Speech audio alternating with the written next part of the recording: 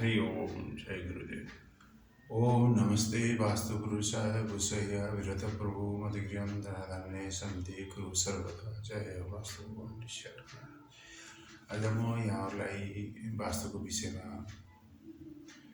थप नयाँ कुरा जानकारी गराउँदैछु। घर निर्माण गर्दाखेरि हामीले वास्तु हेर्नुपर्ने हुन्छ, वास्तु जग्गाको पनि वास्तु हेर्नुपर्ने हुन्छ र निर्माण गरिने घरको पनि वास्तु मिलाउनु पर्ने हुन्छ। र त्यसभित्र महत्त्वपूर्ण कुरा भनेको जल तत्त्व पनि एउटा महत्त्वपूर्ण कुरा हो। जल तत्त्व कहाँ हुन्छ भन्ने कुरा पनि हामीले थाहा पाउनुपर्ने हुन्छ। जमिनको जल तत्त्व र घरको टपमाथिको जल तत्त्व फरक दिशाहरूमा रहेको हुन्छ।